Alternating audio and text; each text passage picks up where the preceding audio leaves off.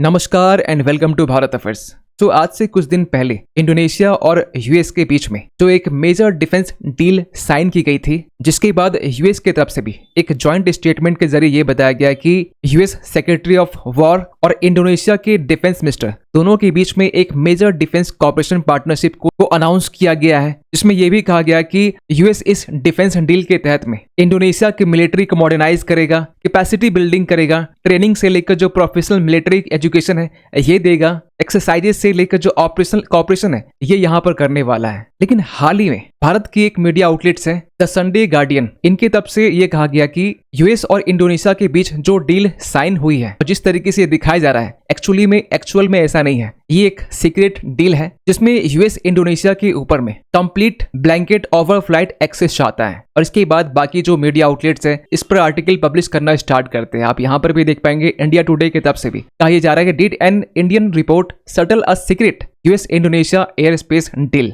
और जब हमने थोड़ा सा और रिसर्च किया तो सोशल मीडिया में भी इसको लेकर बातें चल रही है, जिसमें ये कहा जा रहा है कि Indonesia's foreign minister has warned the defence ministry, क्योंकि ये डील साइन हुई डिफेंस मिनिस्ट्री और यूएस के सेक्रेटरी ऑफ वॉर के बीच में, जहां ये वार्न किया गया कि an American proposal to give its military blanket permission to fly over Indonesian territory. और इसके जस्ट रिप्लाई में भी यहाँ पर लिखा जा रहा है कि Indonesia has formally cancel the talk with the US regarding general over flight permission, क्योंकि जैसे ही भारत के मीडिया आउटलेट्स की तरफ से इस सीक्रेट यूएस इंडोनेशिया डील को लेकर बात की जाती है, इसके कुछ टाइम के बाद में इंडोनेशिया में भी जो मीडिया आउटलेट्स है इस पर खुलकर बात करना स्टार्ट करते हैं। कमेंट्स यहाँ पर क्वेश्चन पूछी जाती है। आप यहाँ पर भी देख पाएंगे Indonesia losing its sovereign way between US and China, जहां ये भी कहा जा रहा है कि क्या हुआ इंडोनेशिया का बेबास धन अक्तिफ, जो ये कहता है कि इंडोनेशिया की जो फॉरेन पॉलिसी है ये इंडिपेंडेंट है, फ्री है, लेकिन एक्टिव पार्टिसिपेशन रखता है पीस टॉक्स और ग्लोबल ऑर्डर में। इस पर तो हम लोग बात करेंगे, लेकिन यूएस पिछले 3 महीने से वेनेजुएला से लेकर मलक्का तक चाइना के ऊपर में स्ट्रेटेजिक प्रेशर बनाने की कोशिश कर रहा था। कहीं कहीं ये फेल साबित होता हुआ दिखाई दे रहा है, क्योंकि अब खुद सोचिए कि वेनेजुएला, जिससे चाइना सबसे ज्यादा तेल परचेज करता था, इवन कि वेनेजुएला में चाइना के छोटे छोटे रिफाइनरीज भी है, तो पहले यूएस ने वेनेजुएला को यहाँ पर टारगेट किया। इसके बाद स्ट्रेट ऑफ हॉर्मुज, जहां चाइना ओनली ईरान से 13% से ज्यादा यहाँ पर कच्चा तेल खरीदता है और टोटल 40% जो एनर्जी है ये स्ट्रेट ऑफ हॉर्मुज से आता है। यहाँ पर भी यूएस ने चाइना के ऊपर में स्ट्रेटेजिक प्रेशर बनाने की कोशिश की। और इसके बाद मलक्का, जहां से चाइना का 80% क्रूड ऑयल पास होता है, 50 से 60% चाइना इसी रूट से ट्रेड करता है। तो इन्हीं सब चीजों को लेकर हम लोग इस वीडियो में डिटेल से बात करने वाले, लेकिन बात करते शुरुआत से। तो स्ट्रेट ऑफ हॉर्मुज के बाद में आज के टाइम में यूएस का पूरा जो फोकस है ये इंडोनेशिया के ऊपर में है, उसमें भी खासकर जो स्ट्रेट ऑफ मलक्का है जो एक चोक पॉइंट माना जाता है, जिसमें चाइना की डिपेंडेंसी काफी ज्यादा है। इतना ही नहीं, स्ट्रेट ऑफ मलक्का के अलावा भी जो सुंदा स्ट्रेट है और जो लोम्बोक स्ट्रेट है ये सभी इंडोनेशिया की पार्ट है। तो ऐसे कंडीशन में इंडोनेशिया जो है वो स्ट्रेटेजिकली काफी इंपॉर्टेंट बन जाता है। और जब यूएस और इंडोनेशिया के बीच में हाल ही में एक डिफेंस डील को लेकर जब अनाउंसमेंट की जाती है, जिसे आज कल में फाइनलाइज भी करना था, लेकिन just 1 day before Indian media outlets the Sunday guardian की तरफ से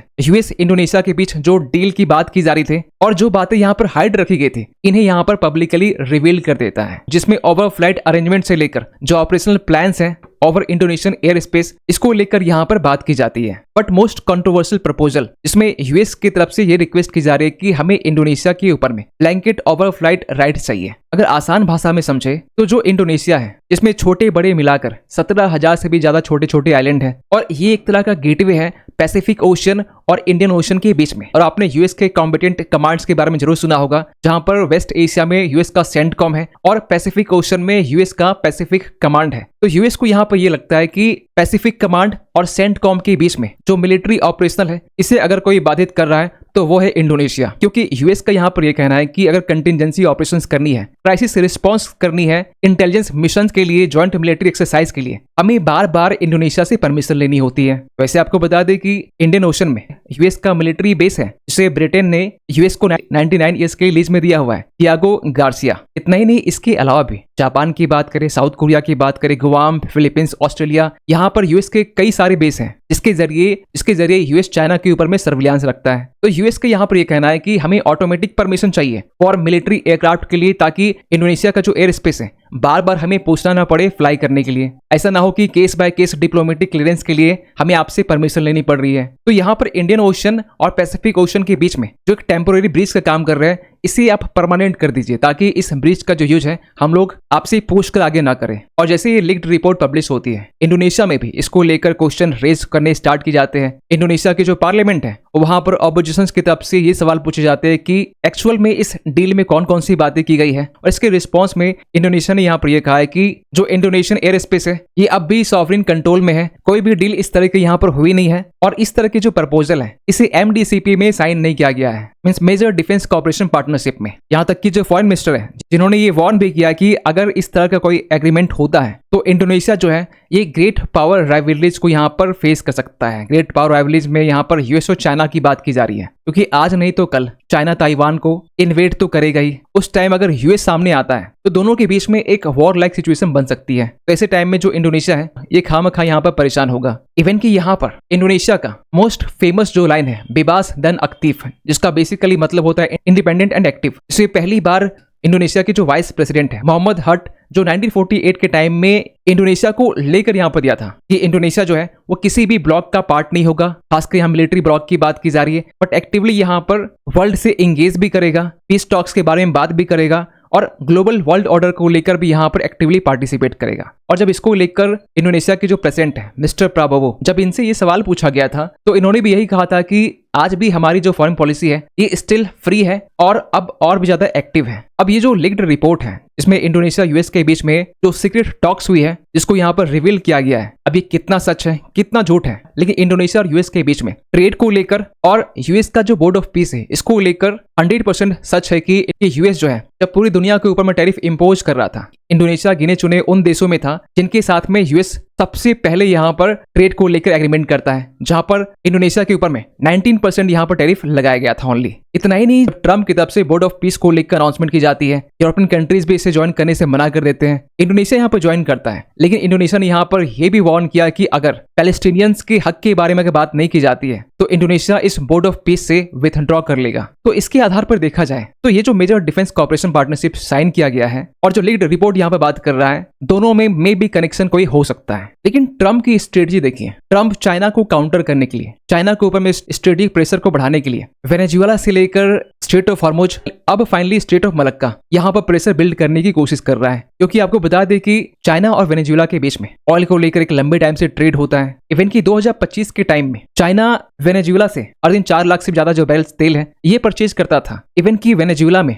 चाइना ने अपने छोटे छोटे रिफाइनरी, जिसे टी पोर्ट रिफाइनरी भी कहते हैं, यहाँ पर भी सेटअप करके रखा हुआ था ताकि चाइना यहाँ से कच्चे तेल को रिफाइन करता और पेट्रोल से लेकर जो डीजल्स हैं या फिर जो बाकी प्रोडक्ट्स हैं इसी सस्ते रेट में दुनिया भर को बेचता था। इसमें चाइना का सिनोपेक जो है इसी सबसे बड़ा झटका लगा था जब ट्रम्प की तरफ से वेनेजुएला के प्रेसिडेंट को यहाँ पर कैप्चर किया जाता है और इसके बाद चाइना को सबसे बड़ा झटका यहाँ पर लगता है। लेकिन फरवरी के टाइम में 28 फरवरी को जब वेस्ट एशिया में ईरान यूएस के बीच में जब टेंशन स्टार्ट होता है, स्ट्रेट ऑफ हॉर्मुज इस ऑयल रूट को भी यहाँ पर चोक किया जाता है। तो कहीं कहीं ट्रम्प का भी यहाँ पर यही टारगेट था कि अगर ये ऑयल रूट यहाँ पर डिस्टर्ब होता है तो इसका इम्पैक्ट चाइना में, वैसे इंडिया में भी हुआ, तो इनके ऊपर में ज्यादा देखने को मिलेगा। क्योंकि चाइना ईरान से 13% के राउंड में यहाँ पर कच्चा तेल परचेज करता है। पूरे पर्शियन गल्फ से चाइना 40% का जो एनर्जी है ये इंपोर्ट करता है। लेकिन ईरान ने भी इस बीच में ये अनाउंसमेंट कर दी कि हम लोग चाइना, भारत समेत कुछ ऐसे देश जो फ्रीली स्ट्रेट ऑफ हॉर्मुज से पास हो सकते हैं। तो ट्रम्प को यहाँ पर भी झटका लगा और फाइनली ट्रम्प पहुंच जाते स्ट्रेट ऑफ मलक्का, जो अगला चोक पॉइंट था जहां से चाइना का 80% कच्चा तेल क्रॉस होता है, 50 से 60% यहां से ट्रेड करता है। और अब इसको लेकर भी